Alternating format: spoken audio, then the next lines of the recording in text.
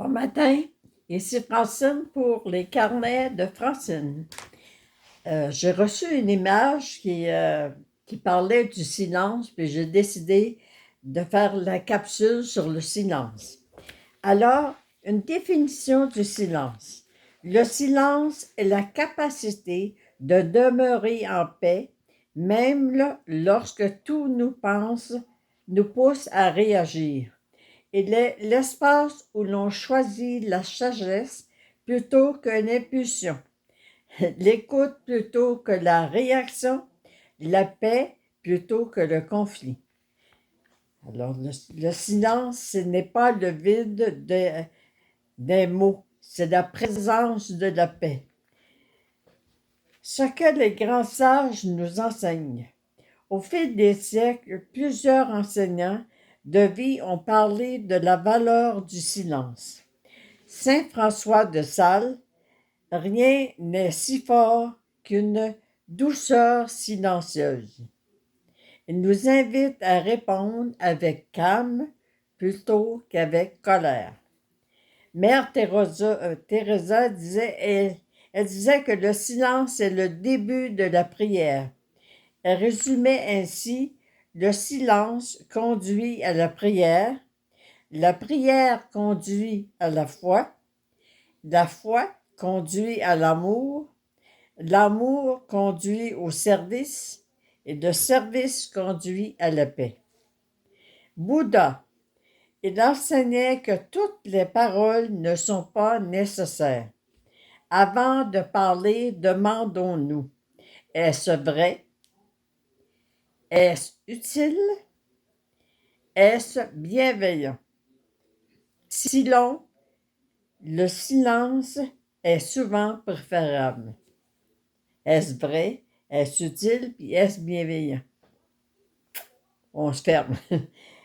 Lao Tzu, le silence est une source de grande force. Le silence nous permet de retrouver notre centre. Comment appliquer le silence dans notre vie?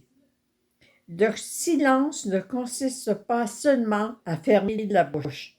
Il consiste aussi à calmer notre jugement, notre colère, notre besoin d'avoir raison, notre envie de convaincre, notre désir de répondre immédiatement.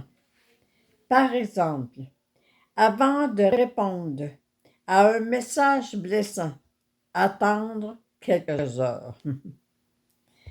La tête, elle ne vous arrête pas, là, mais attendre quelques heures. Lorsqu'une personne cherche à provoquer une dispute, choisir de ne pas alimenter le conflit. Devant une critique injuste, respirez avant de répondre.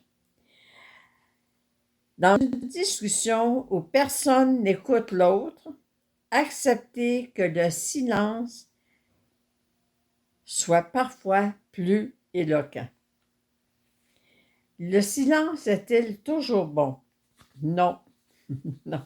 Le silence devient nuisible lorsqu'il sert à cacher une injustice, accepter de la violence, protéger un mensonge, éviter constamment les conversations importantes. Le vrai silence est un choix conscient. Ce n'est jamais la peur. Une belle réflexion. Vous pouvez ajouter ceci: le silence n'est pas une faiblesse. Il est souvent la plus grande preuve de maîtrise de soi. Elle ne cherche pas à gagner la bataille, elle cherche à préserver la paix intérieure. Alors, une pensée, souvenez-vous, le silence n'est pas toujours une absence de réponse. Il est parfois la réponse la plus sage. Les paroles peuvent convaincre, mais le silence révèle souvent la profondeur du cœur. Celui ou celle qui apprend à se taire au bon moment découvre une liberté que les disputes ne pourront jamais lui enlever. Alors, apprendre à garder silence. Apprendre à dire je te pardonne le mal que tu ne m'as pas fait. C'est sûr que des fois, il y a des personnes qui ils ont des réflexions face à ce qu'on a fait, à ce qu'on a dit. Apprendre à dire je te pardonne le mal que tu ne m'as pas fait. Comme j'explique dans mon livre Le pardon véritable, cette phrase-là vous permet d'écouter ce que l'autre vient vous dire, puis que ça vous met vraiment en colère. Vous écoutez ce qu'il est en train de vous dire parce que le message qu'il est en train de vous transmettre, c'est le message de votre enfant intérieur qui vous dit « Apprends donc à t'aimer, apprends donc à m'écouter, apprends donc à faire confiance à la vie, crois donc que ça vaut la peine, crois donc que toi, tu es une personne qui a une grandeur d'âme et aie de la gratitude pour chacun des pas que tu fais au quotidien. Je vous aime, je vous remercie. Si vous avez besoin d'apprendre comment je peux faire pour garder le silence, faites juste m'écrire, puis je vais parler avec vous. Merci, je vous aime. Je vous souhaite une très bonne fin de semaine. Ayez de la joie. Ayez de la joie.